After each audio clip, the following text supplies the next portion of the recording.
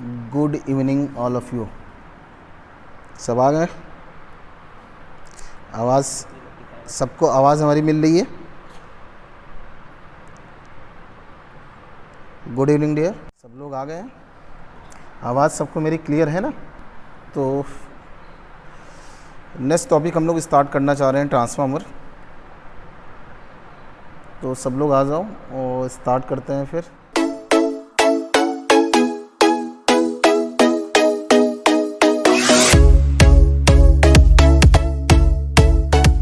तो स्टार्ट करते हैं हम लोग ट्रांसफार्मर। नेक्स्ट टॉपिक हम लोग ट्रांसफार्मर स्टार्ट करते हैं। तो ट्रांसफार्मर स्टार्ट करने से पहले थोड़ा सा डिस्कस हम लोग कर लेते हैं।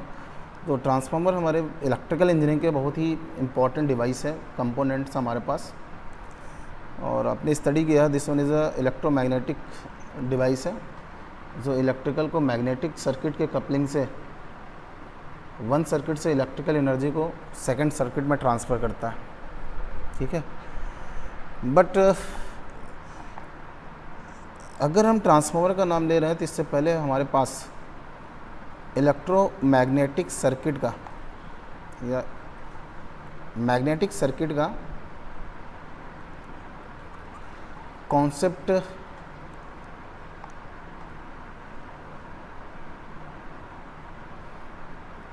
हाँ स्टार्ट हो रहा।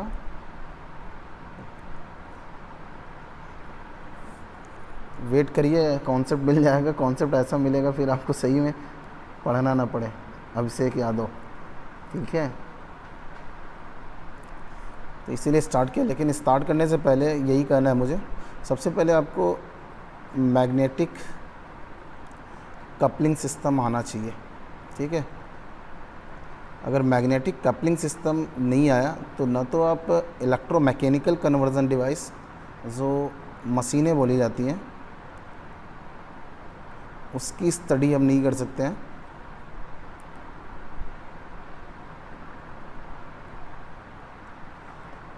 या जिसका ट्रांसफार्मर का नाम लेने जा रहे हैं इलेक्ट्रोमैग्नेटिक सिस्टम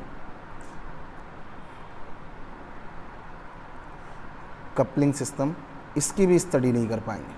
ठीक है, कि बोथ इन दोनों में, चाहे इलेक्ट्रोमैकेनिकल कपलिंग सिस्टम है या कन्वर्जन सिस्टम हो, वहाँ भी, और इलेक्ट्रोमैग्नेटिक जो कपलिंग सिस्टम है यहाँ भी, दोनों जगह एज ए कपलर मैग्नेटिज्म ही है। बोथ प्लेसेस कपलर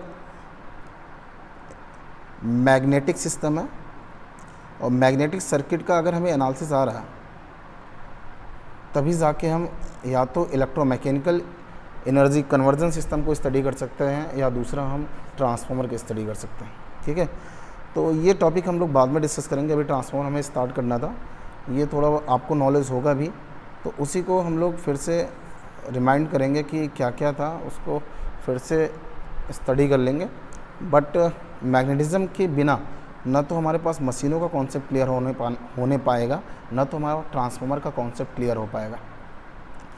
तो इसको बहुत ही कॉन्सेप्चुअली याद रखना है कि मैग्नेटिक सर्किट का जो कॉन्सेप्ट है वही कॉन्सेप्ट ट्रांसफार्मर में भी कपलिंग के लिए यूज़ किया जाएगा, एंड इलेक्ट्रोमैकेनिकल कन्वर्जन सिस्टम में भी यूज़ किया जाएगा। इलेक्ट्रोमैकेनिकल में एयर गैप है, this one is a rotating device है, तो इसलिए इसको बोला जाता है this one is a energy conversion system. इसमें एनर्जी का कन्वर्जन होता है, दैट्स मीन या तो इलेक्ट्रिकल कन्वर्ट होता है मैकेनिकल में, या तो मैकेनिकल एनर्जी कन्वर्ट होता है इलेक्ट्रिकल में। तो वहाँ पे हम लोग कपलिंग जो मैग्नेटिज्म रखे हैं, कपलिंग वहाँ मैग्नेटिज्म रखा गया है कि एक फॉर्म की एनर्जी को दूसरे फॉर्म की एनर्जी में कन्वर्ट करने के लिए एज ए कपलर है। सेम कॉन्सेप्ट हम ट्रांसफार्मर लेके आते हैं, पूरा का पूरा कॉन्सेप्ट यूज़ होगा ट्रांसफार्मर में भी, लेकिन transformer is a static device. यह आपका स्टैटिक डिवाइस है, यहाँ पे एनर्जी का कन्वर्जन नहीं हो रहा कि इलेक्ट्रिकल मैकेनिकल में कन्वर्ट होगा या मैकेनिकल इलेक्ट्रिकल में कन्वर्ट हो रहा है, ऐसा कुछ नहीं है। यहाँ पे एनर्जी एक सर्किट से एसोसिएटेड होगा, उसी एनर्जी को हम दूसरी सर्किट में आप कपल कराना चाह रहे हो। तो यहाँ एनर्जी कन्वर्जन सिस्टम नहीं है, ये स्टैटिक डिवाइस है, यहाँ एनर्जी कन्वर्जन सिस्टम नहीं है। But remember the point, same magnetic circuit का जो प्रिंसिपल है एनालिसिस का जो प्रिंसिपल है सेम यहाँ भी यूज़ होगा। तो मैग्नेटिक सर्किट का आपका कॉन्सेप्ट क्लियर होना चाहिए before the study of electro mechanical conversion system या इलेक्ट्रो मैग्नेटिक कन्वर्जन सिस्टम। तो ये दिमाग में हमेशा रखे रहिएगा कि आपका मैग्नेटिकली कपल्ड सर्किट्स हैं तो वो कॉन्सेप्ट क्लियर होने चाहिए, ठीक है। तो अगर हम ट्रांसफार्मर का नाम ले रहे हैं तो इसको देखो, अगर हम डिवाइड करें ट्रांस, उसके बाद कहते हैं फार्मर। अभी ट्रांसफार्मर स्टार्ट नहीं कर, trans that's mean is the, समझ में आ रहा होगा, चेंजेस करना, and farmer that's mean is the पूर्व का मैग्नीट्यूड। इसका मतलब ये है,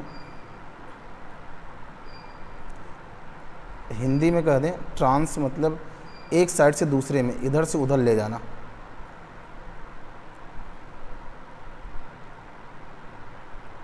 दैट्स मीन जो आपका एनर्जी एक साइड में आने वाली है, इसी एनर्जी को इस साइड में लेके जाना है। एंड जो पूर्व का है, फार्मर दैट्स मीन पूर्व का जो एनर्जी है या पावर है, तो यहाँ का जो एनर्जी है या पावर है, इसको हमें इस साइड से ट्रांसफ़र करना है, इधर से उधर ले जाना है। देयरफॉर इसका नाम रखा गया ट्रांसफार्मर। यह ट्रांसफार्मर एनर्जी कन्वर्जन डिवाइस नहीं है, remember the point, this one is static device.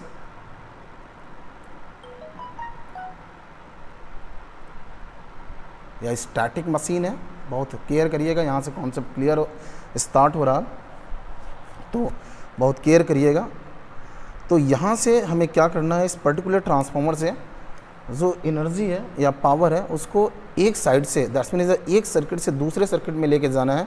But this one is not a energy conversion device, ये एनर्जी कन्वर्जन डिवाइस नहीं है, but this one is a used in the system as a coupler और used in the circuit as a cascaded parameters. ये cascading के लिए use किया जाता है सर्किट्स में, या कपलिंग के लिए यूज़ किया जाता है, जिससे एनर्जी एंड पावर को एक सर्किट से कपल करके दूसरे सर्किट्स में हम इसको भेज दें, ठीक है। बट ये ट्रांसफार्मर ट्रांसफॉर्म कर सकता है। अभी डिफिनीशन हम स्टडी नहीं कर रहे हैं, दैट्स वाई, क्योंकि जब तक इसको हम एकदम क्लियर नहीं कर लेंगे कि what is the meaning of the transformer, तब तक हम इसका डिफिनीशन नहीं लेके आएंगे। तो ट्रांसफॉर्म कर सकता है ये ट्रांसफार्मर, वोल्टेज और करंट की मैग्नीट्यूड्स को ट्रांसफॉर्म कर सकता है, परिवर्तित कर सकता है। ये परिवर्तित करेगा as per requirement, as per requirement, जैसा आपको ज़रूरत होगा। ये पर्टिकुलर ट्रांसफार्मर आपके उस पर्टिकुलर वोल्टेज मैग्नीट्यूड या करंट मैग्नीट्यूड को ट्रांसफॉर्म कर देगा, उसके मैग्नीट्यूड को चेंज कर देगा एज़ पर रिक्वायरमेंट, जैसा वहाँ सर्किट का रिक्वायरमेंट हो। बट ये ना तो पावर को चेंज करेगा, ना तो एनर्जी को चेंज करेगा, एंड ये कैस्केडेड में जोड़ा जा रहा है, दैट्स वाई फ्रीक्वेंसी भी इसकी सेम होगी। दैट्स मीन जो प्राइमरी सर्किट की फ्रीक्वेंसी है वही आपकी सेकेंडरी सर्किट की फ्रीक्वेंसी होगी, ठीक है। तो फिर से हम देखो कह रहे हैं कि ट्रांसफार्मर एक स्टैटिक मशीन है और ये एनर्जी कन्वर्जन डिवाइस नहीं है, बट इसका सबसे ज़्यादा यूज़ किया जा रहा है पावर सिस्टम में। तो ध्यान देखो, जनरेटिंग स्टेशन पे यूज़ किया जा रहा है for the achieving the economic generating voltages, generating station में भी इसका यूज़ हो रहा है। आफ्टर दैट ये यूज़ किया जा रहा है ट्रांसमिशन लाइन में for achieving the economic voltage rating of the transmission lines, कि इकोनॉमी मिले, जितना वोल्टेज ज़्यादा होगा उतना आपने पढ़ा है इकोनॉमी मिलता है, देयरफॉर इसका वहाँ भी यूज़ किया जा रहा है। उसके बाद अगर हम बात करें अपने घर में, एक जनरेशन होता है पावर सिस्टम, पूरा का पूरा इलेक्ट्रिकल लेआउट हमने बनाया है। तो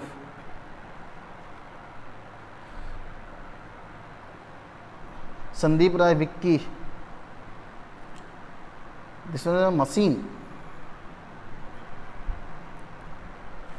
हेलो, आगे बढ़ते हैं तो ध्यान से देखना। बात कर रहे थे हमारे पास पूरे के पूरे इलेक्ट्रिकल इंजीनियरिंग में हमने जब स्टडी किया था, एक हमारे पास आता है एनर्जी जनरेशन, या जिसको हम लोग बोलते हैं production,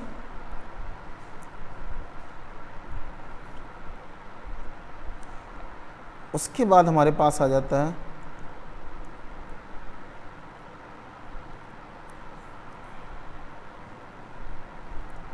transmission.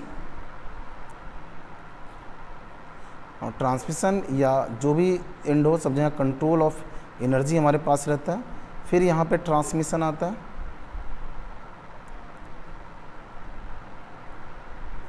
And after that आपका आता है यूटिलाइजेशन।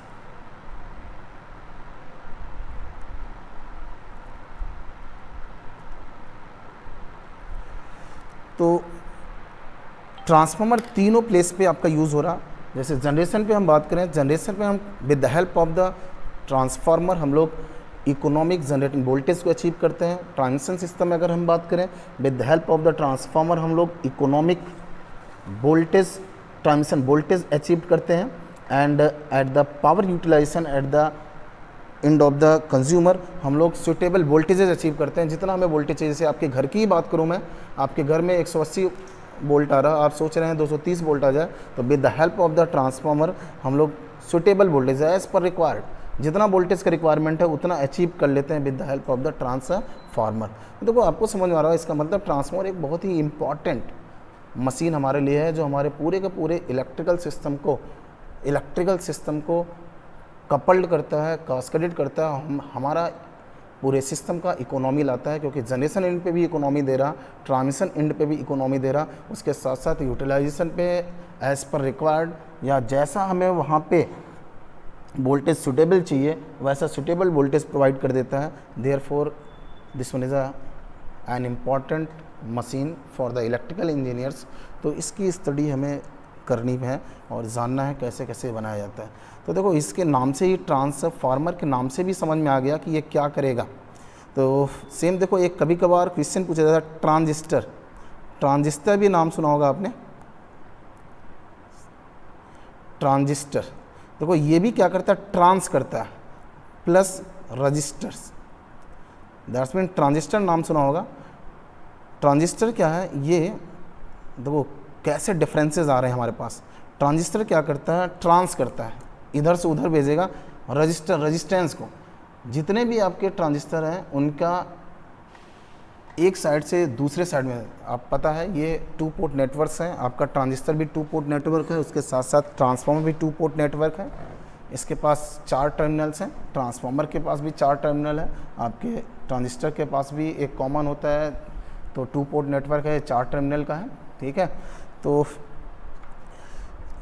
ट्रांजिस्टर क्या करता है, ट्रांस कर देता है, इधर से उधर रेजिस्टेंस को भेजता है। किसी नाम सुना होगा ट्रांजिस्टर, एक कॉमन कलेक्टर है, कॉमन इमीटर है, कॉमन बेस है। किसी में देखोगे आप इनपुट साइड का इम्पीडेंस कम है, आउटपुट का ज़्यादा है, किसी में आउटपुट का ज़्यादा है, इनपुट का कम है, दैट्स मीन रेजिस्टेंस को ये वेरी कर देता है। क्लियर है ना, रेजिस्टेंस को ये वेरी कर देता है, दैट्स वाई इसका नाम रखा गया ट्रांजिस्टर। क्योंकि जब भी आप इससे आप पावर लोगे या कुछ भी करोगे, इससे जो भी यूटिलाइजेशन करना है, तो ये रेजिस्टेंस को ट्रांस करेगा, इधर से उधर भेजेगा, कम से ज़्यादा या ज़्यादा से कम। सेम नाम ट्रांसफार्मर का आता है, ट्रांसफार्मर में ट्रांस किया, वो भी इधर से उधर भेजा। क्लियर है ना, लेकिन ट्रांसफार्मर मतलब पूर्व की चीज़ों को इधर से उधर भेजा। पूर्व दैट्स मीन हमारे पास एनर्जी है या पावर है, उसी को इधर से उधर भेजा। बट वह ट्रांसफार्मर हमारे वोल्टेज एंड करंट के मैग्नीट्यूड को ट्रांसफॉर्म करेगा, परिवर्तित करेगा। क्लियर है ना। तो देखो नाउ हम लोग ट्रांसफार्मर के डिफिनीशन को डिस्क्राइब करने के लिए एलिजिबल हो चुके हैं, हमारे समझ में आना शुरू हो गया है कि ट्रांसफार्मर क्या करेगा। इसके पास मिनिमम आप क्या करना है, इसको इस तरह से डिज़ाइन करना है कि ये एक सर्किट का पावर को या एनर्जी को इधर से उधर भेज दे। और इधर से उधर भेजना है तो हमें ये जानना पड़ेगा कि कपलिंग करना पड़ेगा, और कपलिंग सिस्टम मैग्नेटिज्म यूज़ करना पड़ेगा, क्योंकि मैग्नेटिज्म सिस्टम का कपलिंग सबसे स्टेबल होता है, रिलायबल होता है। देयरफॉर जो भी हम कपलिंग सिस्टम यहाँ यूज़ करेंगे वह कपलिंग सिस्टम हमारा मैग्नेटिज्म होगा। ठीक है, तो नाउ हम लोग चलते हैं डिफिनीशन ऑफ द ट्रांसफार्मर में। समझ में आना शुरू हो गया होगा सबको। किसी को कोई कन्फ्यूज़न है?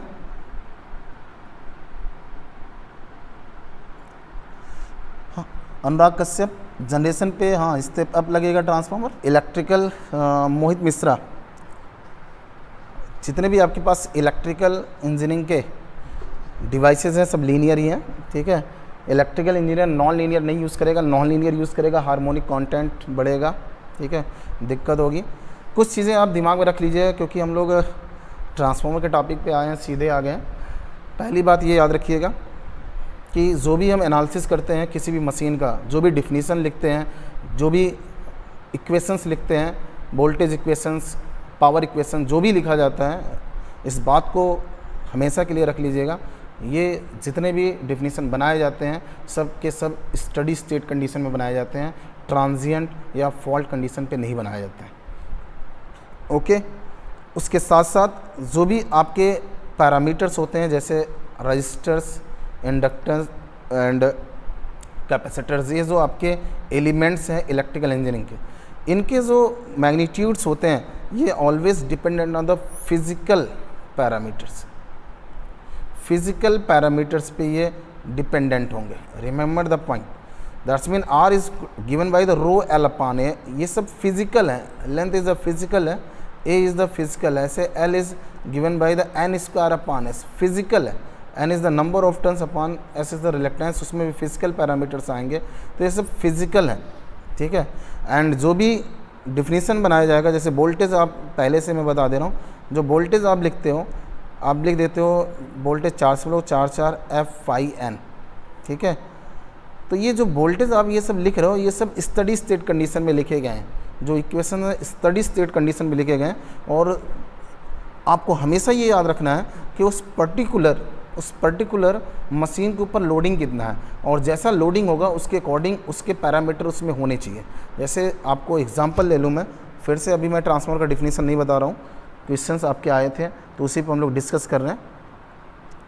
जैसे किसी ने कहा कि मैं आपका डीसी मोटर का नाम ले रहा हूँ, किसी ने कहा नहीं मोटर मुझे पढ़ना है, तो डीसी मोटर उसने नाम लिया, ध्यान से देखिएगा, तो आपने इसका टार्क इक्वेशन रट्टा मार लिया K/I ए, रिमेंबर है सबको, जैसे torque equation of the DC motor. लेकिन अगर किसी ने कहा इसका पावर बताइए, तो पावर आप कहोगे this one is written as T × omega, clear है। और this one also equal to the coupling है, तो back EMF multiplied by the armature current, okay.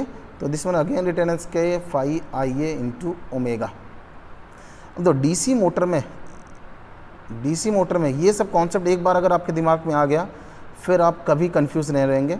तो डीसी मोटर में देखिए आपके पास मैकेनिकल लोडिंग भी है, बहुत केयर करिएगा, मैकेनिकल लोडिंग भी है इसके ऊपर, आफ्टर दैट इसके ऊपर मैग्नेटिक लोडिंग भी है, एंड लास्टली इसके ऊपर इलेक्ट्रिकल लोडिंग भी है। तो जो फॉर्मूला आप डिज़ाइन करिएगा, जो फॉर्मूला बनेगा, उस पर्टिकुलर फॉर्मूले में तीनों के पैरामीटर्स होने चाहिए। तो देखिए जो हम पावर अगर डीसी मोटर का स्टडी करने जा रहे हैं, तो K/I a × ओमेगा आपको दिखाई दे रहा होगा। तो phi is the magnetic loading, I a is the electrical loading and omega is the mechanical loading, तीनों लोडिंग होनी चाहिए।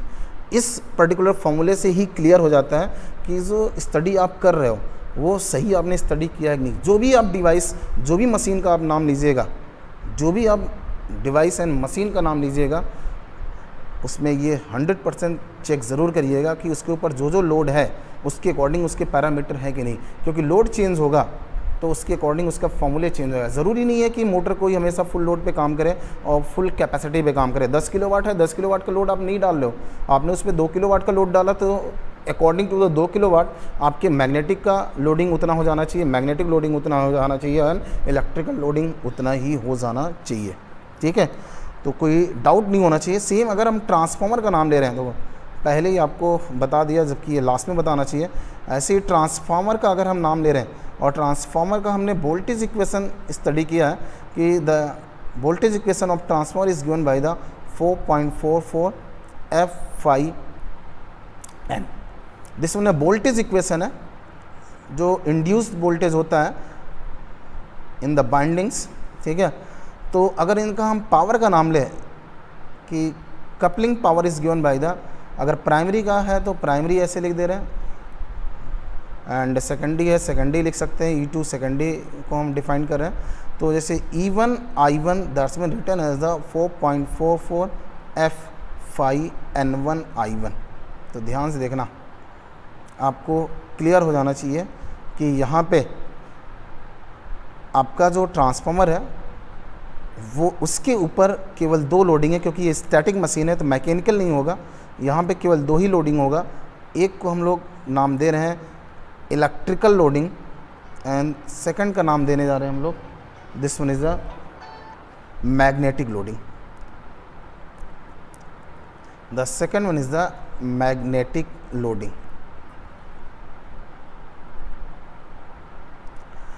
तो इलेक्ट्रिकल लोडिंग का पैरामीटर उस पर्टिकुलर इक्वेशन में होना चाहिए एंड मैग्नेटिक लोडिंग का टर्म्स उस पर्टिकुलर इक्वेशन में होना चाहिए। तो देखो आपको दिख रहा है phi represent the magnetic loading and Ni represent the electrical loading. Remember the point, Ni is the electrical loading in the transformer, electrical loading in the transformer. तो देखो कोई इक्वेशन बनाइएगा, चाहे अल्टरनेटर हो, चाहे इंडक्शन मोटर हो, चाहे जो मोटर हो आप, या जनरेटर हो, या ट्रांसफार्मर हो, या कोई भी मशीन हो, आप उसका इक्वेशन फर्स्ट ऑफ ऑल जब याद करिए तो उसमें ध्यान दीजिएगा कि कौन कौन सी लोडिंग उसके ऊपर है, तो उसके अकॉर्डिंग उसके इक्वेशंस में वो सब पैरामीटर हैं कि नहीं है। ठीक है, तो जिसका भी ये डाउट था वो भी क्लियर हो गया होगा। मोहित मिश्रा, विमल कुमार मौर्य,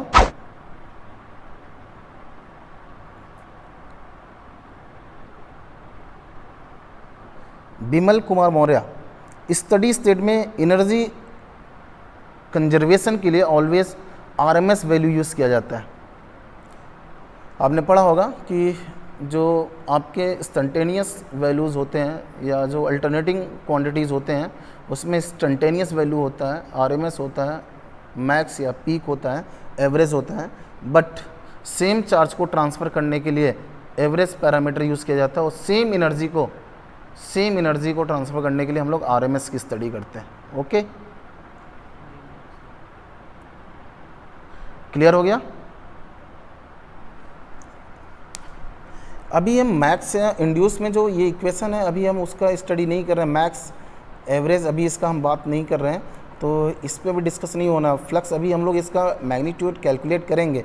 अभी मैं केवल आपको किसी के क्वेश्चंस पे ये डिस्क्राइब करना चाह रहा था कि कैसे आप एनालिसिस करोगे कि इक्वेशन हमारा जो डिज़ाइन किया गया वो सही है कि नहीं है। फाइम जो आप मैक्स पढ़े हो, फ्लक्स की वैल्यू मैक्स होगी। मैक्स बनाने के लिए अभी हमें वहाँ पे कुछ डिज़ाइन करना पड़ेगा, मैक्स ज़रूरी नहीं हो जाए। ठीक है, मैक्स के लिए कुछ ना कुछ करना पड़ेगा हमें, वो डिज़ाइन में करते हैं हम लोग। तो अभी कोई डाउट है?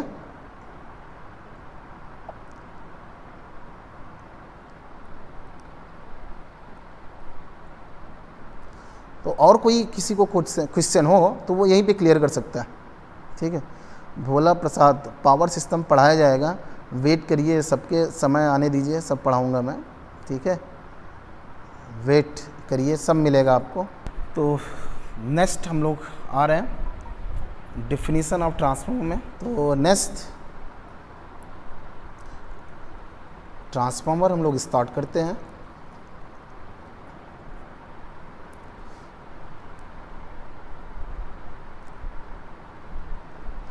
तो फर्स्ट ऑफ ऑल इसका डिफिनीशन इज लिख लेते हैं।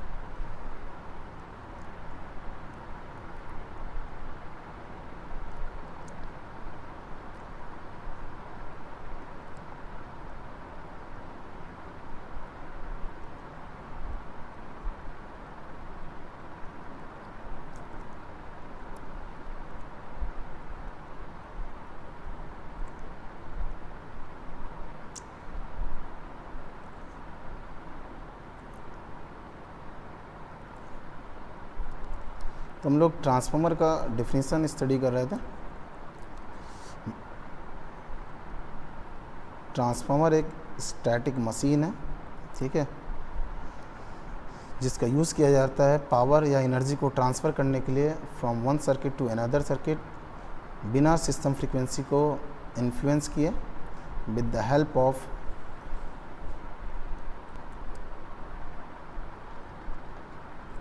Mutual inductance. म्यूचुअल इंडक्टेंस के हेल्प से हम लोग क्या करेंगे, ट्रांसफार्मर से एक सर्किट की एनर्जी या पावर को सेम दूसरी सर्किट में ट्रांसफ़र करेंगे और सिस्टम फ्रीक्वेंसी को टच या इन्फ्लुएंस नहीं करेंगे। दैट्स मीन, इसका मतलब it is a coupler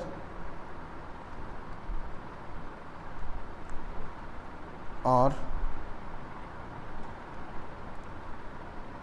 cascaded component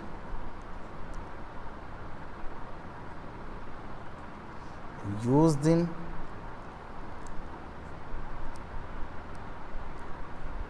electrical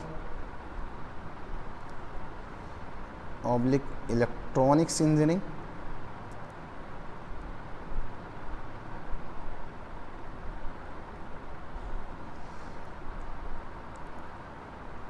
for achieving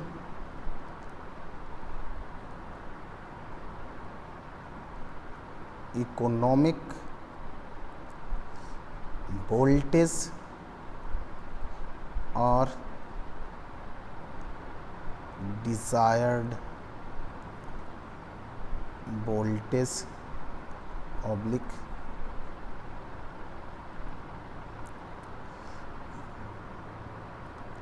oblique current। Okay,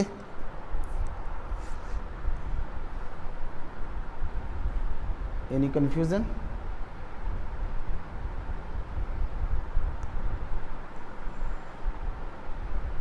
कोई दिक्कत है किसी को? इसका मतलब ये हुआ अतुल, देखो कॉमन सेंस है, हम लोग जब मशीन की बात करते हैं, मशीन में हर एक स्टूडेंट के हाथ कन्फ्यूज़न ये रहता है कि मशीन का जब वो नाम लेता है वो सोचता है कि वह एनर्जी को एक फॉर्म से दूसरे फॉर्म में जो बदल रहा वो मशीन है। मशीन मतलब वह डिवाइसेस जो आपके काम को आसानी से कर दे, ठीक है, जो वर्क आप कर रहे थे वही वर्क वो करे लेकिन वो आसानी से कर दे, ठीक है। तो देखो हमारा भी एक मोटो यही था कि जो वोल्टेज है डिज़ायरेबल चाहिए था, कि जितने से हमारा सूटेबल वोल्टेज हो जाए कि हमारा एसी चल जाए, हमारा फ़ैन चल जाए, ठीक है। तो ये भी हमारा काम था, तो वहाँ भी यूज़ किया जा रहा था। इसको दोनों कैटेगरी में रखा गया। बहुत जगहों पे मैंने कन्फ्यूज़न इसका देखा है, कहीं कहीं एज ए डिवाइस लिखा है और कहीं कहीं एज ए इसको मशीन भी लिखा गया है, ठीक है। तो कन्फ्यूज़न नहीं होना चाहिए। इसका पूरा का पूरा जो भी एनालिसिस होता है वो एज ए मशीन की तरह होता है कि this one is a electromagnetic conversion device, ठीक है। ओके,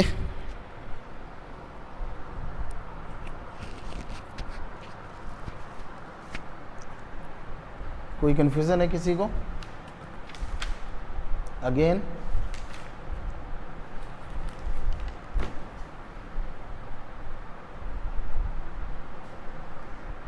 तो जो एक ट्रांसफार्मर है वह दो या दो से अधिक, ज़रूरी नहीं केवल दो ही बाइंडिंग हो, दो या दो से अधिक बाइंडिंग्स भी हो सकते हैं, ठीक है। दो या दो से अधिक बाइंडिंग को कपल करता है by mutual magnetic flux, and इनमें से जो एक बाइंडिंग होगा उस बाइंडिंग को प्रायः सब लोग कहते हैं एक प्राइमरी बाइंडिंग है जो सोर्स एंड से जुड़ा हुआ है, एंड दूसरा एक सेकेंडरी बाइंडिंग है जो लोड एंड से जुड़ा है। लेकिन एक ट्रांसफार्मर से हम बाई डायरेक्शनल पावर ले सकते हैं, चाहे इधर से चाहे उधर से। Therefore this one is always confusing word कि हम एक को प्राइमरी बोले और दूसरे को सेकेंडरी बोले। देयर फॉर जो ट्रांसफार्मर की बाइंडिंग्स होती हैं ऑलवेज हम इसको HV एंड LV वाइंडिंग के नेम से स्टडी करते हैं, जिससे ये कन्फ्यूज़न ना हो।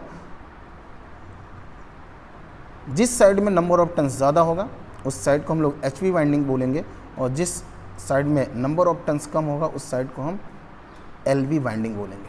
ठीक है, the number of turns higher जिस साइड में होगा जिसमें HV वाइंडिंग होगा, और जहाँ पे नंबर ऑफ टर्न्स कम होगा उसको हम लोग LV वाइंडिंग बोलेंगे। एंड बोथ सर्किट्स, दो या दो से अधिक, दे आर कपल्ड, ये कपल्ड होंगे with the help of mutual flux या मैग्नेटिक म्यूचुअल फ्लक्स, या आप नॉर्मल ऐसे बोलते हैं म्यूचुअल फ्लक्स से ये कपल्ड होंगे। इससे ज़्यादा भी वाइंडिंग हो सकती है, टर्सरी वाइंडिंग भी हो सकती है, कहीं कहीं टर्सरी वाइंडिंग भी यूज़ किया जाता है, तो टर्सरी में भी वो भी यूज़ किया जा सकता है। ठीक है, रिमेंबर द पॉइंट, ट्रांसफार्मर के एक्शंस के लिए एज पर फैराडेज लॉ जो भी यहाँ पे फ्लक्स होगा, म्यूचुअल फ्लक्स होगा, ये आपका अल्टरनेटिंग होना चाहिए या टाइम वेरिंग होना चाहिए, ये समय के साथ साथ परिवर्तित होना चाहिए। तो ये सब चीज़ें दिमाग में रखना पड़ेगा, तभी हम लोग आगे कॉन्सेप्ट इसका एकदम क्लियर कर पाएंगे कि ट्रांसफार्मर जो ये डिवाइस था, इसका जो म्यूचुअल फ्लक्स है या टाइम वेरिंग होना चाहिए, क्योंकि transformer action always works on the time varying flux. तो जो म्यूचुअल फ्लक्स होगा यह म्यूचुअल फ्लक्स समय के साथ परिवर्तित होना चाहिए, जिसको हम लोग कॉमन लैंग्वेज में बोलते हैं अल्टरनेटिंग होना चाहिए। जैसा हमारा साइनोसॉइडल करंट एंड वोल्टेज होता है वैसे ही होना चाहिए। तो देयरफॉर हमें इसको देखना पड़ेगा, डिज़ाइन करना पड़ेगा कि हमें इस तरह से ट्रांसफार्मर का कंस्ट्रक्शन बनाना है कि उसमें आपका जो फ्लक्स डेवलप होगा वह टाइम वेरिंग हो, दैट्स मीन अल्टरनेटिंग हो। तो देखो ट्रांसफार्मर में अभी बताया कि आपने स्टडी कर लिया, ट्रांसफार्मर में स्टैटिक डिवाइस है, तो यहाँ पे दो लोडिंग होगा, एक आपका मैग्नेटिक लोडिंग देना है एंड दूसरा आपको इसके ऊपर इलेक्ट्रिकल लोडिंग देना है। तो वेरी इंपॉर्टेंट कॉन्सेप्ट है। इलेक्ट्रिकल लोडिंग हम इस पर्टिकुलर ट्रांसफार्मर प्रोवाइड करेंगे with the help of the banding से, एंड मैग्नेटिक लोडिंग इस पर्टिकुलर ट्रांसफार्मर एक्शन में हम लोग प्रोवाइड करेंगे with the help of the core से। तो इसका मतलब दो ही डिज़ाइन हमें यहाँ पे स्टडी करना है, एक कोर कैसे बनाया जाएगा एंड दूसरा वाइंडिंग कैसे बनाया जाएगा। और ये जब दोनों कॉन्सेप्ट हमारे पास आ जाएंगे तब हम लोग समझ जाएंगे कि ट्रांसफार्मर कैसे पावर सेक्टर में काम करेगा, कैसे यूटिलाइजेशन सेक्टर में, हमारे डिस्ट्रीब्यूशन सेक्टर में काम करेगा, और कैसे ये इलेक्ट्रॉनिक्स कम्युनिकेशन सर्किट में काम करेगा, और कैसे ये हीटिंग सर्किट में भी कहीं कहीं यूज़ किया जाएगा, तो कैसे काम करेगा। लेकिन जब तक इस पे ये हमारा कॉन्सेप्ट क्लियर ना हो कि ये किस पर्पस के लिए यूज़ हो रहा है और वहाँ पे कौन कौन सा लोडिंग है, ये क्लियर होने के बाद ही हम लोग बता सकते हैं कि इलेक्ट्रिकल लोडिंग के लिए हमें क्या काम करना चाहिए, उसके साथ साथ मैग्नेटिक लोडिंग के लिए हमें उसके ऊपर क्या काम करना चाहिए। लेकिन electrical loading achieved with the help of the bindings, कैसा बाइंडिंग प्रोवाइड करना है उसके अकॉर्डिंग आपका इलेक्ट्रिकल लोडिंग क्लियर हो जाएगा। कैसा मैग्नेटिक कपलिंग आप यूज़ कर रहे हो या मैग्नेटिक लोडिंग उसके ऊपर का कैसा डालना चाह रहे हो, तो उसके अकॉर्डिंग आपको कोर को डिज़ाइन करना पड़ेगा, कोर डिज़ाइन किया जाएगा। ओके, तो ट्रांसफार्मर का प्रिंसिपल, वर्किंग प्रिंसिपल पढ़ने से पहले हम उसको क्लासिफाइड कर लेते हैं कि ट्रांसफार्मर कितने तरीक़ों से क्लासिफाइड किया जाता है। ठीक है, आफ्टर दैट हम लोग पढ़ लेंगे, एक कंटेंट बना देंगे, कंटेंट बना देंगे क्या क्या पढ़ना। तो सबसे पहले हम लोग इसको पढ़ लेंगे, हमने इसका डिफिनीशन पढ़ लिया है, देन क्लासिफिकेशन पढ़ लेते हैं, देन वर्किंग प्रिंसिपल स्टडी कर लेंगे,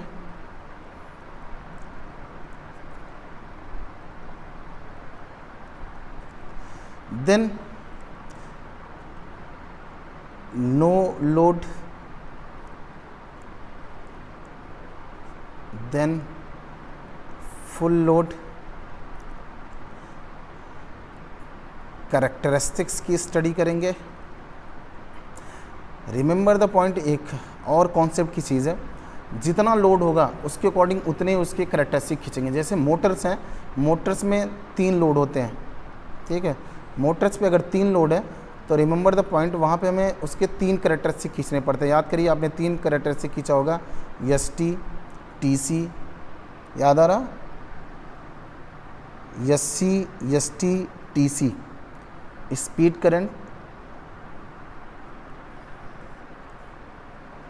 S C, S T and T C, speed current, speed torque, torque current, ठीक है। ये 3 करैक्टरिस्टिक खींचने पड़े थे, और ये तीनों करैक्टरिस्टिक, क्योंकि मोटर का नाम ले रहे हो आप, तो मोटर पे 3 लोड है, इलेक्ट्रिकल लोड है, मैकेनिकल लोड है एंड मैग्नेटिक लोड है। तो 3 करैक्टरिस्टिक, कोई भी इंसान हमेशा देखो, मशीन का जो करैक्टरिस्टिक होता है एकदम ह्यूमन बीइंग से एकदम मिलता जुलता रहता है। तो आपका जो व्यवहार है, जो आपकी बिहेवियर है, वही आपकी करैक्टरिस्टिक बोली जाती है। तो आपकी करैक्टरिस्टिक चेंज हो जाती है। जैसे आपके ऊपर बहुत ज़्यादा बर्डन आ गया, लोड आ गया, तो आप देखो, आप धीरे धीरे करैक्टरिस्टिक चेंज हो जाती है। आप अभी स्टडी कर रहे हो, बच्चे हो, क्लास 10 का आप स्टडी करिए, आपका बिहेवियर कुछ और था, क्लास 12 में बिहेवियर कुछ और हुआ, डिप्लोमा करने के बाद बिहेवियर कुछ और हुआ, और रिसेंटली अगर आप 1-1.5 साल से बैठे हो और नौकरी नहीं लग रही है ना, करैक्टरिस्टिक चेंज हो गया। क्यों चेंज हो गया? क्योंकि लोडिंग आपका चेंज हो रहा। जैसा लोडिंग आप ऊपर डालोगे, वैसे वैसे आपकी करैक्टरिस्टिक चेंज होती जाएगी। लेकिन एक बार मशीन बना दिया गया है, एक बार आपका मोटर बना दिया गया, तो उसके ऊपर उसकी रेटिंग जब डिफाइंड हो गई, कितना रेटिंग का है, 10 किलोवाट का है, तो आपने उसकी electrical, mechanical and magnetic loading fix कर दिया, देयरफॉर उसकी करैक्टरिस्टिक भी उतनी फिक्स हो जाएगी। तो अब देखो, आपके पास ट्रांसफार्मर है, तो ट्रांसफार्मर जैसे आपका मोटर का हमने बता दिया, सेम एज ट्रांसफार्मर की स्टडी कर रहे हैं, तो फिर से उसी पे आएंगे। तो ट्रांसफार्मर का अगर हम नाम ले रहे हैं, तो ट्रांसफार्मर के पास 2 लोड है। एक आपके पास है लोड इलेक्ट्रिकल एंड दूसरा आपके पास है लोड उसके ऊपर मैग्नेटिक। तो देयरफॉर इसकी भी 2 करैक्टरिस्टिक खींचेगी एंड 2 करैक्टरिस्टिक खींचना पड़ेगा।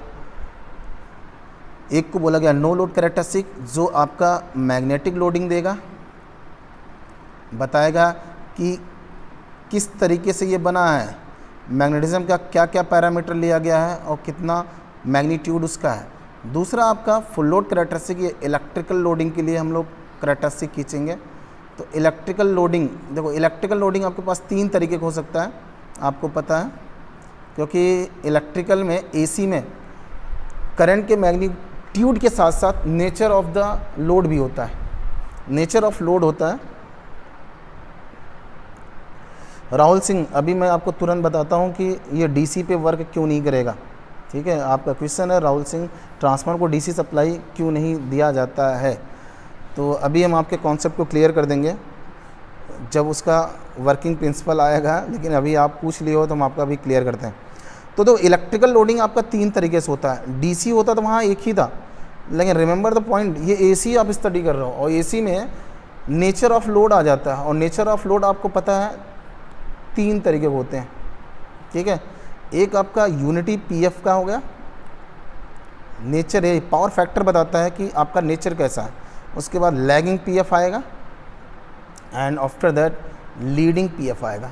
इसका मतलब no load and full load का जो आप करैक्टरिस्टिक फुल लोड का खींचोगे, फुल लोड का 3 करैक्टरिस्टिक मिलेगा। एक यूनिटी पीएफ पे खींचना पड़ेगा, एक लैगिंग पीएफ पे खींचना पड़ेगा, और एक लीडिंग पीएफ पे खींचना पड़ेगा। ओके, एंड एसी है, एसी का एनालिसिस सबसे अच्छे तरीके से हम फेज़र डायग्राम से करते हैं। तो एक स्टडी ये भी कर लेंगे कि इनके हम फेज़र डायग्राम भी ड्रॉ कर लेंगे।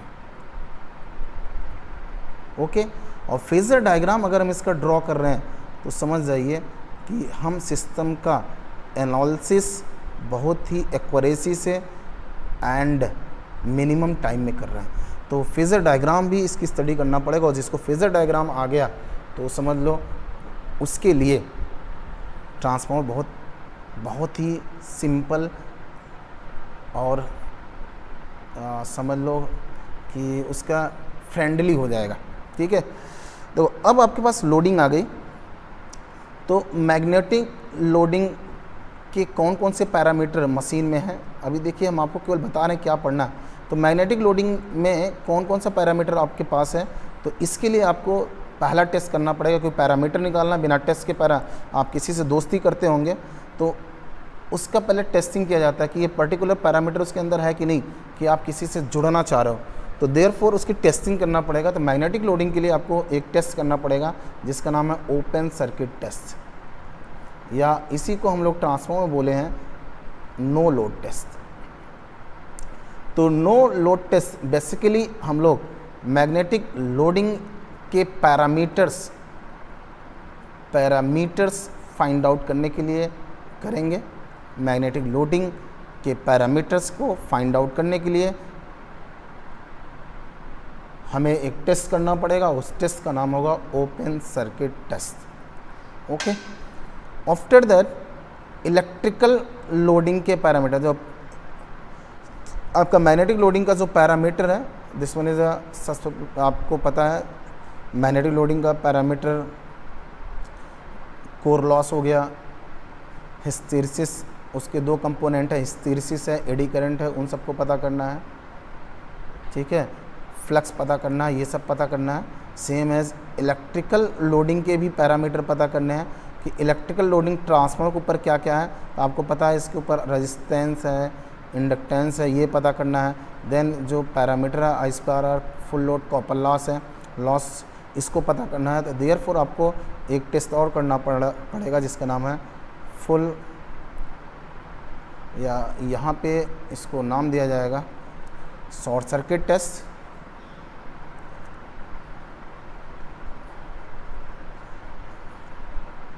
तो शॉर्ट सर्किट टेस्ट से हम लोग इलेक्ट्रिकल लोडिंग के पैरामीटर्स फाइंड आउट करेंगे, और इलेक्ट्रिकल लोडिंग के पैरामीटर्स 10 में रेजिस्टेंस पता करेंगे, इंडक्टेंस पता करेंगे, वोल्टेज रेगुलेशन पता करेंगे, प्रतिशत इम्पीडेंस पता करेंगे, व्हाट इज़ द प्रतिशत इम्पीडेंस ऑफ द ट्रांसफार्मर, ये भी पता कर लेंगे।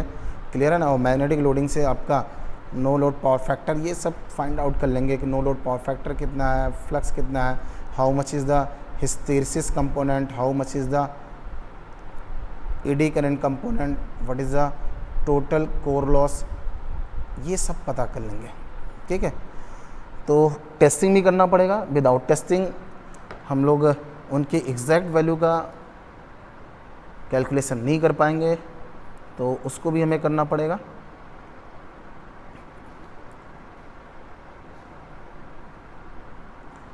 प्रफुल्ल विश्वकर्मा, किस मशीन की बात कर रहे हो कि ओपन सर्किट टेस्ट को नो लोड टेस्ट कहते हैं?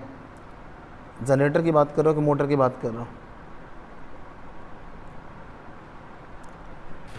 Open circuit test that's means है जहाँ करंट ज़ीरो हो या ना हो। ठीक है, क्लियर है। केवल वहाँ पे मैग्नेटिक करंट हो, रिएक्टिव करंट हो, एक्टिव ना हो, एनर्जी कन्वर्जन ना हो। ठीक है, नेक्स्ट इसके बाद हम लोगों को स्टडी करना होगा। यहाँ तक होने के बाद आपको पता है कि ट्रांसफार्मर का यूज़ हम लोग कैस्केडिंग के लिए कर रहे हैं। तो बहुत जगहों पे ट्रांसफार्मर को पैरेलल में जोड़ना पड़ता है क्योंकि करंट का शेयरिंग करना है। तो पैरेलल ऑपरेशन भी स्टडी करना पड़ेगा, पैरेलल ऑपरेशन ऑफ ट्रांसफार्मर, तो इसकी भी स्टडी करेंगे। आफ्टर दैट सिंगल वाइंडिंग के ट्रांसफार्मर, जिसको हम लोग ऑटो ट्रांसफार्मर बोलते हैं, इसकी स्टडी करना है। और इसकी स्टडी में सबसे पहला यही आएगा कि कैसे हम टू वाइंडिंग को सिंगल वाइंडिंग में कन्वर्ट करेंगे, एंड उसके साथ साथ हम किन किन टू वाइंडिंग के ट्रांसफार्मर को सिंगल वाइंडिंग के ट्रांसफार्मर कन्वर्ट करेंगे, और अगर कन्वर्ट कर रहे हैं व्हाट आर द बेनिफिट्स, क्या बेनिफिट्स उससे मिलेगा, क्या एडवांटेजेस मिलेगा, इसकी भी स्टडी करेंगे कि what are the advantages of the single या auto transformer over the two winding transformer, इसकी भी स्टडी करना है। तो ये भी हमारे पास आएगा। इन कॉन्सेप्ट के बाद हम लोग 3 फेज़ के ट्रांसफार्मर का स्टडी करेंगे कि कितने तरीके के 3 फेज़ के ट्रांसफार्मर होते हैं, उनका भी हमें स्टडी करना है। सौरभ राय, आपने कहा है कि ट्रांसफार्मर फ्रीक्वेंसी क्यों नहीं चेंज करता है, ठीक है। तो this one is static device, there is no any relative speed, तो चेंज नहीं होगा, स्टैटिक डिवाइस है। और जहाँ पे फ्रीक्वेंसी, देखो आप फ्रीक्वेंसी आपने पढ़ा है, थोड़ा सा गलत आप स्टूडेंट गलत पढ़ लेते हो, F बराबर NP/120 पढ़े हो, और जब मैं पूछता हूँ किसी से N क्या है तो आपका तो स्पीड है, ठीक है। तो रिमेंबर द पॉइंट, ये स्पीड नहीं है, this one is relative speed है। Relative speed that mean is the आपके इमेजिनेशन एंड आपके रियल बॉडी के बीच में कितना रिलेटिव स्पीड है। जैसे आप जेई बनना चाह रहे हो तो आपका इमेजिनेशन है कि आप जेई बनिए, तो जिस स्पीड से आप सोच रहे थे कि हमें जेई बनना है, तो उस स्पीड से आपको पढ़ना भी चाहिए, तो आपकी रियल बॉडी मूव करनी चाहिए। तो मूव की है लेकिन उस स्पीड से नहीं मूव की है। आप अपने घर से निकल के पॉलिटेक्निक करने गए, पॉलिटेक्निक करने के बाद आप इलाहाबाद या घर पे ही पढ़ रहे हो, तो निकले हो आप, स्पीड लाओ, लेकिन वो स्पीड नहीं लाया जिस स्पीड से आपने इमेजिन कर लिया था मुझे जेई बनना है, वह स्पीड आपने अचीव नहीं किया, पढ़ाई नहीं किया। तो वही है, रिलेटिव स्पीड है। और रिलेटिव स्पीड जैसे आप कह देते हो ना, आप बाइक चला रहे हो, स्पीड का तो वो भी स्पीड नहीं है, रिलेटिव स्पीड है। अर्थ बेचारा स्टेशनरी, उसके अगेंस्ट आप 40 km/h से चला रहे हो, ठीक है। तो ट्रांसफॉर्मर रिलेटिव स्पीड है ही नहीं, तो देयरफॉर फ्रीक्वेंसी चेंज नहीं होगा ना, फ्रीक्वेंसी चेंज नहीं होगा। सौरभ राय, क्लियर।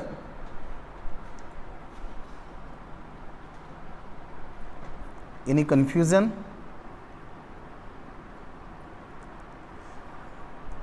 तो 3 फेज़ के ट्रांसफार्मर भी पढ़ेंगे और इनका कनेक्शन कैसा होता है ये भी पढ़ना है, ठीक है। तो स्टार्ट करते हैं, फिर से आते हैं, एंड जो हमने बताया ये टॉपिक पढ़ना है, तो उन सब टॉपिक की स्टडी करते हैं। तो सबसे पहला हमारा डिफिनीसन हो चुका है। डिफिनीसन होने के कंप्लीसन के बाद हमारे पास क्लासिफिकेशन आता है कि ट्रांसफार्मर को हम कैसे क्लासिफाइड करेंगे। तो आते हैं सबसे पहला, ट्रांसफार्मर के डिफिनीसन में किसी को कोई प्रॉब्लम हो वो रिपीट कर सकता है, कोई क्वेरी हो पूछ सकता है।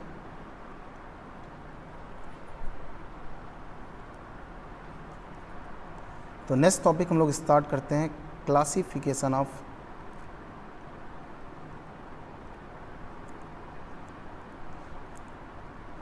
ट्रांसफार्मर्स।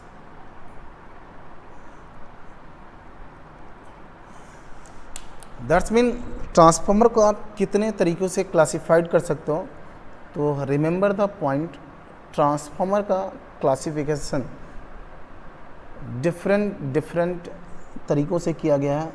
सबसे पहला आपको यहाँ पे क्लासिफिकेशन किया जाएगा on the basis of the construction की, जो आपने उसके ऊपर मैग्नेटिक लोडिंग दिया है वो किस तरीके से दिया है। उसके साथ साथ इसका क्लासिफिकेशन होगा on the basis of the how many phases, कितने फेज़ के लिए आप यूज़ कर रहे हो। देन इसकी एनालिसिस होगी कि उसके ऊपर कितने तरीके से इलेक्ट्रिकल लोडिंग दिए हो, कि आपने सिंगल वाइंडिंग का ट्रांसफॉर्मर बनाया है या 2 वाइंडिंग का बनाया है या 3 वाइंडिंग का बनाया है। उसके साथ साथ इसका क्लासिफिकेशन होगा कि आपने यहाँ पे कूलिंग नेचर कैसा रखा है। उसके साथ साथ यहाँ पे क्लासिफिकेशन होगा कि ट्रांसफार्मर का वेक्टर ग्रुप कैसे, आप पैरेलल ऑपरेशन करने के लिए एक नाम आता है, टेक्निकल नाम है वेक्टर ग्रुप। आपने वेक्टर ग्रुपिंग कैसा यूज़ किया, तो वेक्टर ग्रुप के अकॉर्डिंग भी ट्रांसफार्मर क्लासिफाइड होगा। आफ्टर दैट फिर से ट्रांसफार्मर क्लासिफाइड होगा कि आप स्टेप अप के लिए यूज़ कर रहे हो कि स्टेप डाउन के लिए यूज़ कर रहे हो। देन अगेन ट्रांसफार्मर क्लासिफाइड होगा कि आप पावर ट्रांसफार्मर बनाना चाह रहे हो कि डिस्ट्रीब्यूशन ट्रांसफार्मर बनाना चाह रहे हो। पावर के ट्रांसफार्मर का parameters electrical and magnetic loading अलग होता है, एंड पावर ट्रांसफार्मर के इलेक्ट्रिकल एंड मैग्नेटिक जो पैरामीटर्स होते हैं उसका डिज़ाइन अलग होता है। उसके बाद आप पढ़ोगे कि आप जो लेग है वो 1 लेग का यूज़ कर रहे हो, 2 लेग का यूज़ कर रहे हो, 3 लेग का, जिसको लिम्ब भी बोलते हैं, कितने लिम्ब का आप ट्रांसफार्मर डिज़ाइन करना चाह रहे हो, ये भी आपको पता करना पड़ेगा, ठीक है। एंड ऐसी डिफरेंट आपके पास क्लासिफिकेशंस आएंगे। इलेक्ट्रॉनिक सर्किटरी में भी आएगा कि इलेक्ट्रॉनिक सर्किटरी में किस तरह आप यूज़ कर रहे हो, तो वहाँ भी क्लासिफिकेशन आएगा। तो चलते हैं क्लासिफिकेशन पे, एक एक क्लासिफिकेशन को हम डिस्क्राइब करेंगे, फिर उसको डिस्क्राइब करने के बाद स्टडी करते चलेंगे। ओके, तो सबसे पहला क्लासिफिकेशन आता है जो आप लोग बहुत ज़्यादा याद करते हो, on the basis of construction of core. The first classification of transformer on the basis of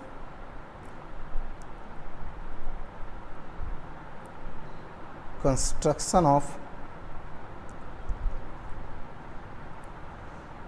core, या इसको हम बोल सकते हैं फॉर्मर, या बोल सकते हैं बेस। ओके, कि आपने जो बाइंडिंग जहाँ प्रोवाइड करना है उस बेस को किस तरह से डिज़ाइन किया है, कंस्ट्रक्ट किया है, या कोर बोलते हैं। तो ये बेसिकली आपका 3 कैटेगरीज में डिवाइड किया गया है। सबसे पहला होता है कोर टाइप, सेकंड होता है shell type, and third one is a berry type.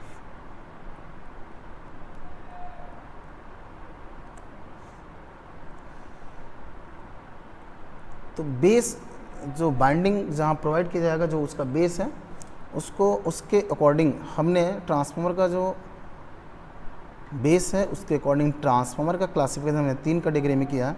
सबसे पहला हमारे पास है कोर टाइप, दूसरा हमारे पास है सेल टाइप, तीसरा हमारे पास है बेरी टाइप।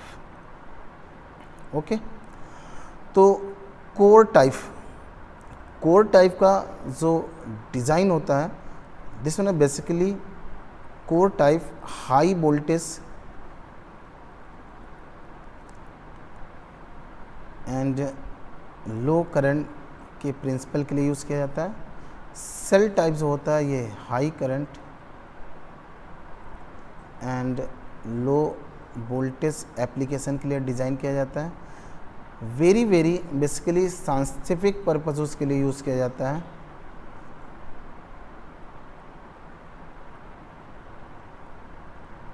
साइंटिफिक पर्पज़ के लिए यूज़ किया जाता है। जो इसका कोर का वेरिएशंस होता रहता है, कोर इसका वेरी कर सकते हो। तो ये हमारे इलेक्ट्रिकल इंजीनियरिंग में नहीं यूज़ होता है, ये साइंटिफिक पर्पज़ के लिए लेबोरेटरीज़ में यूज़ किया जाएगा, हमारे यहाँ इसका यूज़ नहीं होगा। In core type and shell type ये दोनों फेमस कंस्ट्रक्शन है कोर के या बेस के, जिसका हम लोग यूज़ करते हैं। लेकिन कोर टाइप जो होता है ये सबसे ज़्यादा हमारे हाई वोल्टेज लो करंट के लिए यूज़ होता है, और shell type high current and low voltage के लिए। तो आप देखना core type design, core type का जो डिज़ाइन होगा ये आपको पावर ट्रांसफार्मर में भी मिलेगा एंड डिस्ट्रीब्यूशन ट्रांसफार्मर में भी मिलेगा, डिस्ट्रीब्यूशन में भी मिलेगा एंड पावर में भी मिलेगा। बट सेल टाइप ये स्पेशल टाइप के आपको मिलेंगे, स्पेशल डिज़ाइन कराना पड़ता है। May be the welding transformer में, मे बी द आपका आर्क फर्नेस का जो ट्रांसफार्मर है वहाँ पे, may be the rectifier transformer है वहाँ पे। ऐसे ही बहुत जगहों पे इसका यूज़ किया जाता है जहाँ पे करंट का मान बहुत अधिक होता है। ठीक है, ओके। तो सबसे पहले हम लोग आते हैं core type. What is a core type transformer?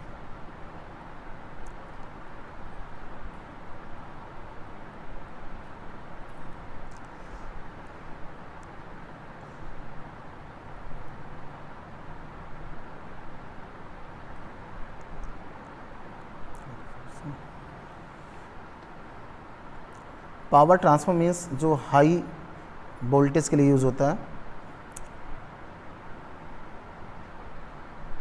वो पावर ट्रांसफार्मर्स हैं।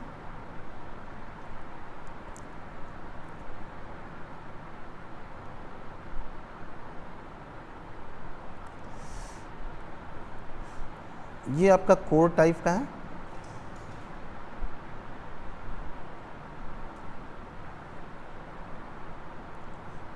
This is construction of the core type transformer.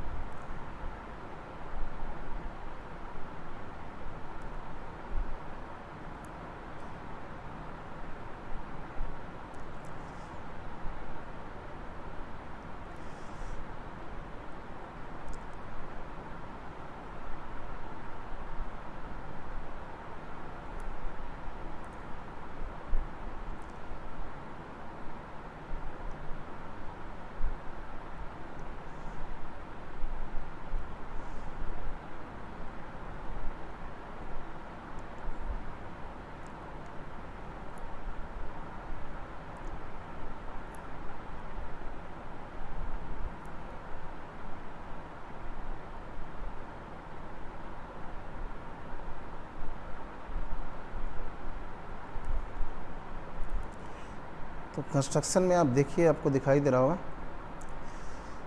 और यहीं से क्लियर भी हो जाता है कि कौन कोर टाइप है। आप उसको देख के ही बता सकते हो कि जो फार्मर है या बेस है वो कैसा है। इसको हम लोग लेग बोलते हैं या लिम्ब बोलते हैं, ठीक।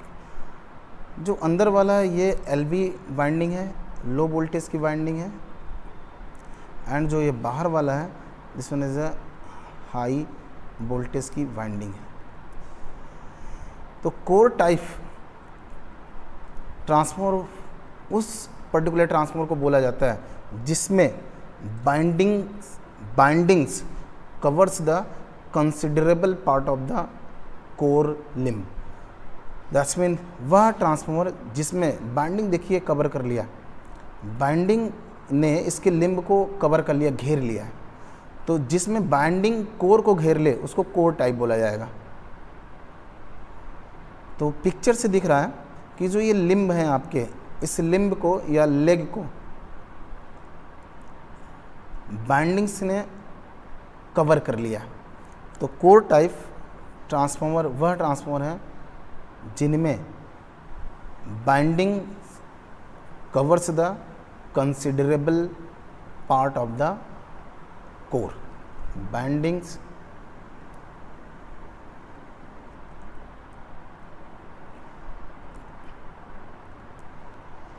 Considerable part of core. तो ये जहाँ पे मिलेगा इसको बोला जाएगा this one is the core type. तो देखो यहाँ पे आपने एक चीज़ केयर किया होगा, हमने क्या किया है, जो यहाँ पे दो लिम्ब हैं, इन दोनों लिम्ब में जो एचवी वाइंडिंग है एंड एलवी वाइंडिंग है, इनको देखिए मैंने एचवी को हमने रेड कलर से शो किया है एंड एलवी को ब्लैक कलर से शो किया है। तो देखिए हाफ हाफ सब डिवाइड कर दिया है, सब डिवाइडेड क्यों किया जा रहा है ये भी अभी मिलेगा कि क्यों हम एचवी को आधा इधर कर रहे हैं एक लिम्ब पे और आधा दूसरे लिम्ब पे कर रहे हैं, क्यों हम एलवी को एक लिम्ब पे कर रहे हैं और दूसरे फिर लिम्ब पे आधा ले रहे हैं। तो थोड़ा सा यहीं बता दे रहे हैं, फिर आगे मिलेगा, फिर डिस्कस हो जाएगा। तो पहला देखो LV near to the core है, देखिए दिखाई दे रहा होगा ये कोर है। एलवी वाइंडिंग कोर के नज़दीक है। एलवी वाइंडिंग को हम कोर के नज़दीक इसलिए देते हैं जिससे कि इंसुलेशन लेवल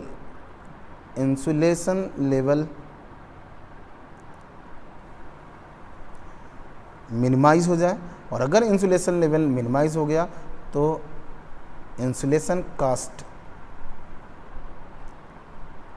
कम हो जाएगा कोर का एंड सेविंग होगा। तो पहला क्वेश्चन यही दिमाग में आना चाहिए था कि हमने क्यों एलवी को नियर टू द कोर किया है एंड एचवी को अवे फ्रॉम द कोर किया है। तो सबसे पहला उसका कन्फ्यूज़न यहीं पे क्लियर हो जाएगा कि जब बाइंडिंग का वोल्टेज लो है तो इंसुलेशन लेवल घट जाएगा, क्योंकि वोल्टेज जितना बढ़ता जाता है उससे इंसुलेशन लेवल बढ़ाना पड़ेगा। तो जब एलवी बाइंडिंग है तो इंसुलेशन लेवल कम हो जाएगा, और इंसुलेशन लेवल अगर कम हो गया, इंसुलेशन लेवल अगर हमारा कम हो गया तो ऑब्वियसली है हमने इंसुलेशन का दाम कम कर लिया है, बहुत हाईली क्वालिटी का इंसुलेशन हमें यूज़ करने की ज़रूरत नहीं पड़ेगी। और जब इंसुलेशन का कॉस्ट कम हो गया, इसका मतलब हमने पैसा बचा लिया। दूसरा पूछा जाता है कि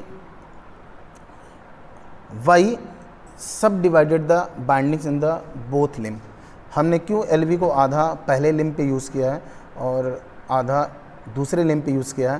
तो इसका भी आपके पास कॉन्सेप्ट मिल गया। एलवी एंड एचवी को हम आधा आधा इसलिए डिवाइड करते हैं जिससे कि देखो एक बाइंडिंग से फ्लक्स पैदा होगा, जिस बाइंडिंग से फ्लक्स डेवलप होगा उस बाइंडिंग को हम लोग प्राइमरी बोल देते हैं। एंड पावर सिस्टम में तो एचवी ही प्राइमरी बोला जाता है, वही फ्लक्स पैदा करता है। तो अगर उसके नज़दीक ही आपका सेकंड कॉइल भी होगा या बाइंडिंग होगा तो हमें क्लियर ये कॉन्सेप्ट मिल जाएगा कि जो फ्लक्स पैदा होगा सेम फ्लक्स अगर उसके नज़दीक दूसरी बाइंडिंग है लिंक हो जाएगा तो इससे लीकेज फ्लक्स का मान घटता है। तो लीकेज फ्लक्स का मान घटेगा तो लीकेज रिएक्टेंस घटेगा और ये हमारे लिए बेनिफिशियल होगा। दैट्स मीन परफॉर्मेंस मशीन का अच्छा हो जाएगा। तो लीकेज रिएक्टेंस या लीकेज फ्लक्स को मिनिमाइज़ करने के लिए ही हम लोग एचवी एंड एलवी को सब डिवाइड कर देते हैं आधा आधा, कि आधा एक लिम्ब पे आधा दूसरे लिम्ब पे। एंड नाउ दिस वे हम लीकेज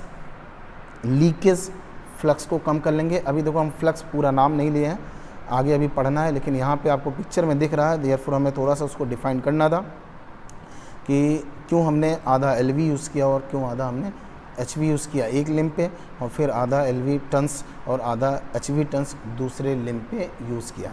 तो इससे हाफ सब डिवाइड करने से हमारा लीकेज फ्लक्स का मान कम हो जाता है, क्योंकि जो फ्लक्स पैदा करेगा एचवी वहीं बगल में एलवी रहेगा, लिंक हो जाएगा, या एलवी जो फ्लक्स पैदा करेगा वो एचवी वहीं बगल में रहेगा, उससे लिंक हो जाएगा।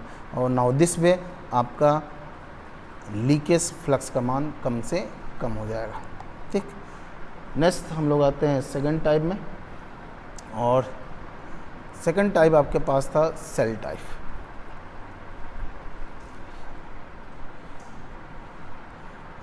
कोर टाइप में जो भी आपका बाइंडिंग यूज़ किया जाएगा वो कंसंट्रिक बाइंडिंग होगा।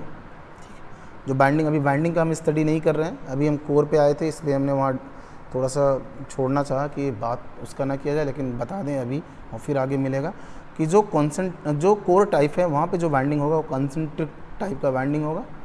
एंड सेल टाइप में देखिएगा आपको थोड़ा सा डिज़ाइन डिफरेंट दिखेगा। This one is the construction of the shell type.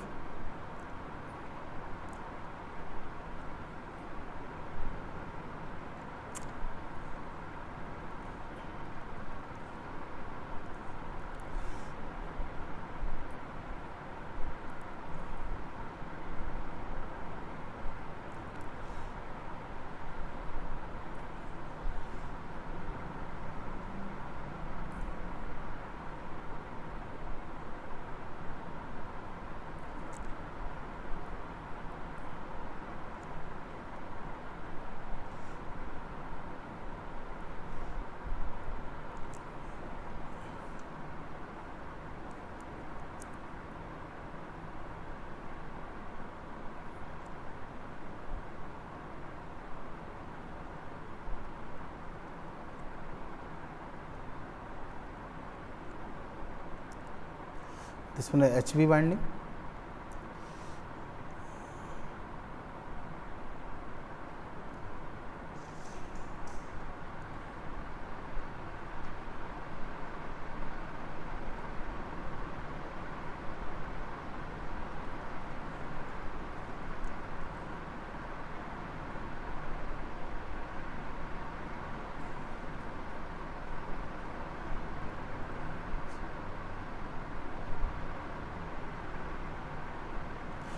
This one is LV winding and this one is a HV winding. तो यहाँ भी डिवाइड किया जाएगा, सेल टाइप में भी बाइंडिंग डिवाइड किए जाएंगे। एंड हम हमेशा ये चाहेंगे जो हमारा कोर है वहाँ पे या फार्मर है वहाँ पे हाई वोल्टेज ना रहे, क्योंकि अगर हाई वोल्टेज रहेगा तो वहाँ पे हमारा इंसुलेशन लेवल बढ़ेगा इंसुलेशन लेवल बढ़ेगा तो हमारा मशीन का या ट्रांसफार्मर का दाम भी बढ़ जाएगा। ओके, तो यहाँ पे देखिए जो बाइंडिंग यूज़ किया जाएगा वो सैंडविच टाइप का होगा या इंटरलीव टाइप का होगा। तो यहाँ इंटरलीविंग किया जाएगा, इंटरवल में रखा जाएगा, एक बार एच वी एल वी रखा जाएगा, लेकिन जो आपके इस बेस के नज़दीक होंगे वो हमेशा एल वी रहेंगे, जिससे कि आपके इस बेस का जो इंसुलेशन लेवल है या कोर का है, जो मटेरियल है मैनेड मटेरियल, इसका इंसुलेशन लेवल बढ़े ना, नहीं तो दाम बढ़ जाएगा। ठीक है, तो सेल टाइप ध्यान से देखो, यहाँ पे एक लिम्ब ये हो गया या लेग हो गया, ये भी लिम्ब है, ये भी लिम्ब है, 3 लिम्ब दिखाई दे रहे होंगे आपको। तो यहाँ अगर डिफिनीसन बोला जाए कि सेल टाइप आप कैसे आइडेंटिफाई करोगे, कैसे पहचानोगे, तो वो भी आपको दिखाई दे रहा होगा कि इसमें क्या किया है कि लिम्ब्स ने या बेस ने या कोर के पार्ट्स ने बाइंडिंग को घेर लिया है। ठीक है, तो इसका डिफिनीसन हो गया, इसका मतलब the considerable part of binding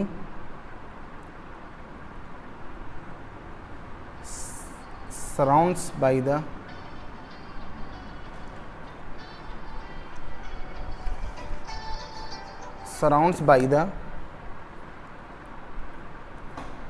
core called cell type। तो देखिए आपको केवल उसका पिक मिल जाए तो आप समझ जाओगे कि हम सेल टाइप की स्टडी कर रहे हैं या कोर टाइप। सेल टाइप या कोर टाइप, इनमें आप इंटरलिव्ड या सैंडविचिंग करोगे, कंसेंट्रिक बाइंडिंग ही होगा लेकिन उसकी सैंडविचिंग किया जाएगा, इंटरवल बनाना पड़ेगा आपको एच वी एल वी का, और ये केवल सेंट्रल लिम्ब में रहेगा और इसको लिम्ब जो होंगे ये घेर लेंगे, ढक लेंगे। तो देयरफॉर बोला गया the considerable part of winding surrounds by the core, therefore known as the या called as the shell type. ठीक है, तो ये था differences between the shell type and the core type. Shell type आप हाई करंट के लिए use करोगे क्योंकि इसका कूलिंग नेचर अच्छा रहेगा, कूलिंग नेचर इसका बहुत अच्छा रहेगा। जहाँ करंट ज़्यादा होगा वहाँ पे हीटिंग ज़्यादा होगी और वहाँ पे कूलिंग बहुत अच्छा हमें चाहिए। ठीक है, कितना टाइम हो गया? तो एक काम करते हैं हम लोग, कोई क्वेश्चन हो इसको आप पूछ सकते हैं। अभी सबसे पहला कंस्ट्रक्शन स्टार्ट हुआ है, तो कोई क्वेश्चन हो तो आप उसको पूछ लीजिए। कोई क्वेश्चन है किसी का?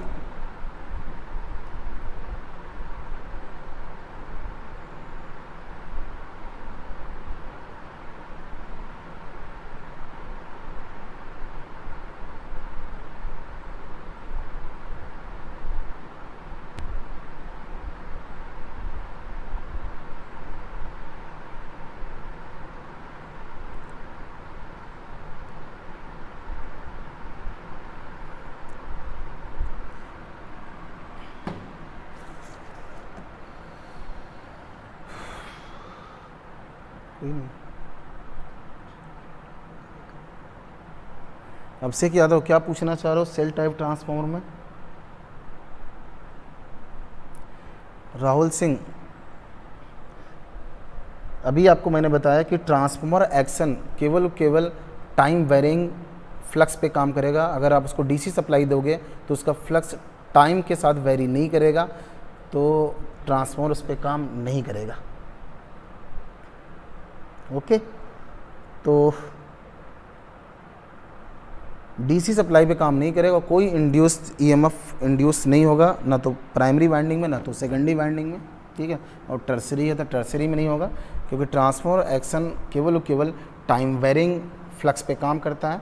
तो डीसी का जो फ्लक्स होगा टाइम वेरिंग नहीं होगा, डेड शॉर्ट सर्किट हो जाएगा। ये आगे प्रूव हो पाएगा अभी आपको जब हम लोग उसका करेंगे, वर्किंग प्रिंसिपल देखेंगे। ओके,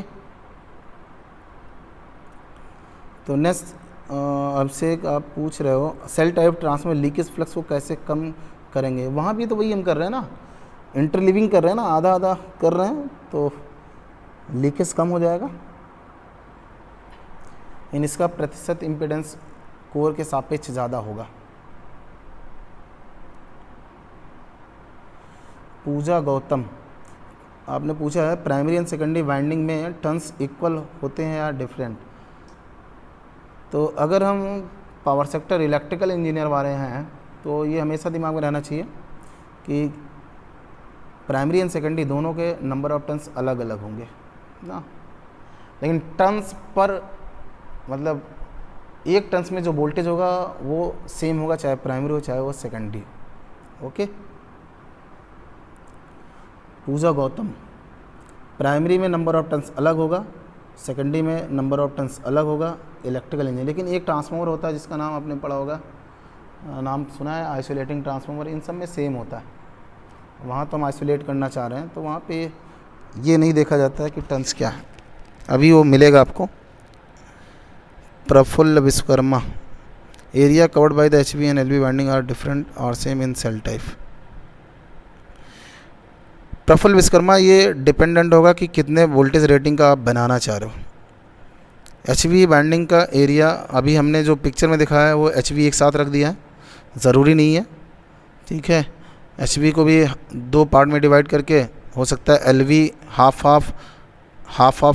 हाफ और हाफ करके यूज़ करें, या हो सकता है LV को हम 4 पार्ट में डिवाइड कर लें और HV को 2 पार्ट में डिवाइड कर लें, ठीक है। लेकिन वैसे वैसे दाम बढ़ता जाएगा।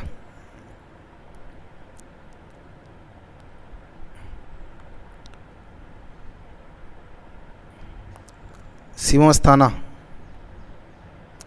कापर तो डिपेंडेंट होगा, कापर मोटा पतला यार ये अभी तो कह ही नहीं सकते हो ना जब तक कि करंट रेटिंग ना पता चल जाए। अभी this one is a design of transformer, आगे मिलता जाएगा, सब कुछ मिलता जाएगा। अभी केवल आपने कंस्ट्रक्शन पढ़ रहे हो बस, आपको मैंने कोई वर्किंग प्रिंसिपल नहीं दिया है, कोई डिज़ाइन वैल्यू नहीं दी है, केवल कंस्ट्रक्शन पढ़ रहे हो कि सेल टाइप क्या होता है एंड कोर टाइप क्या होता है। Okay. Limb that's mean is a leg जिस पे हम बाइंडिंग को हाउसिंग कर रहे हैं, बाइंडिंग जिस पे प्रोवाइड किया जा रहा है उसी को हम लोग बोलते हैं लिम्ब या लेग। ओके।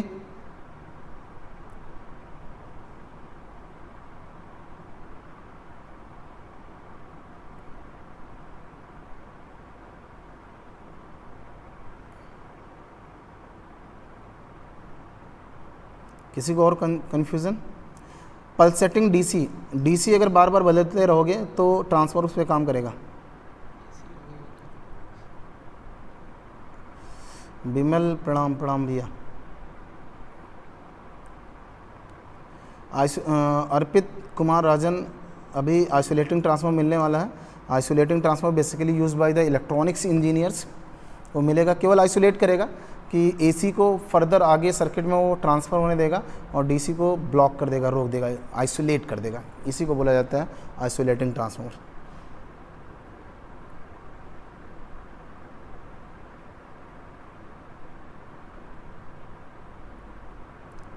अभिषेक यादव, कोई प्रॉब्लम किसी को और?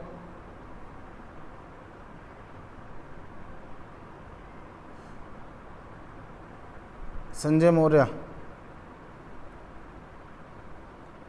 HV LV अल्टरनेट लगे रहते हैं और कोर के पास, कोर का जो बॉडी है उसके पास हमेशा LV होना चाहिए। 10 मिनट ब्रेक दे, 10-15 मिनट ब्रेक दे। हाँ, अरे बहुत लंबा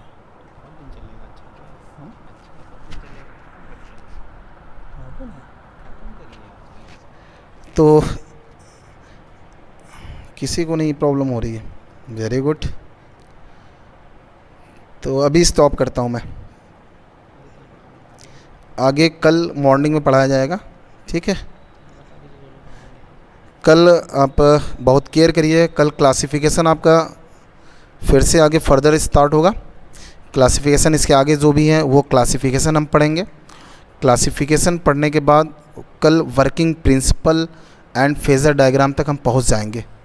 तो कल का बड़ा अच्छा टॉपिक रहेगा, मज़ेदार टॉपिक रहेगा। आप जितने भी कन्फ्यूज़न हो पूरे ज़िंदगी का, जब से ज़िंदगी आपकी इलेक्ट्रिकल की चल रही, सब लेके आइएगा और सबका जवाब आपको मिल जाएगा। Okay. Core vibration, Shivam Asthana आपने पूछा कोर वाइब्रेशन किस में ज़्यादा होगा, सेल और कोर में? अरे डियर, कोर वाइब्रेशन तो तभी होगा जब आप उसको लूज कनेक्शन रखोगे ना, चाहे सेल हो चाहे कोर हो। जब आपने उसको फिक्स कर दिया है टैंक के साथ, बहुत टाइटली उसको बांध रखा है, तो वाइब्रेशंस क्यों होगा? अभी मिलेगा ना कि आप कोर सॉलिड तो यूज़ नहीं करते हो, कोर तो आपका लैमिनेटेड होगा। लैमिनेटेड कितने का यूज़ करना, क्या करना, सब आगे मिलेगा।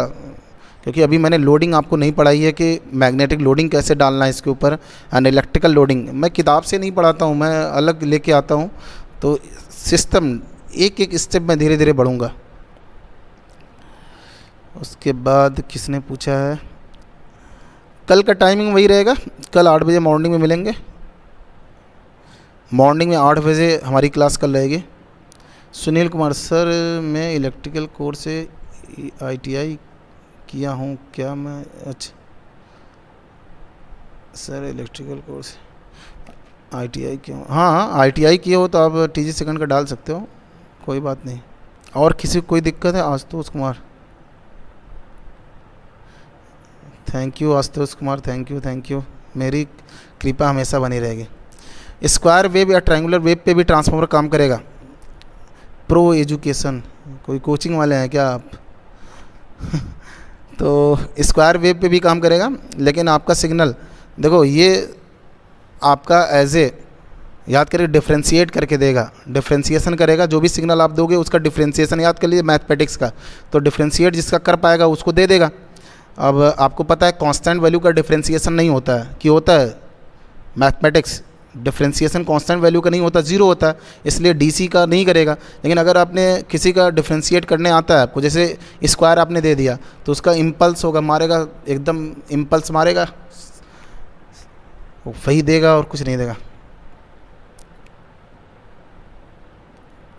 अभिषेक यादव, 8 बजे सुबह चलेगा class. Sanjay Maurya, power system चालू होगा, जल्दी ही चालू होगा, बताया जाएगा।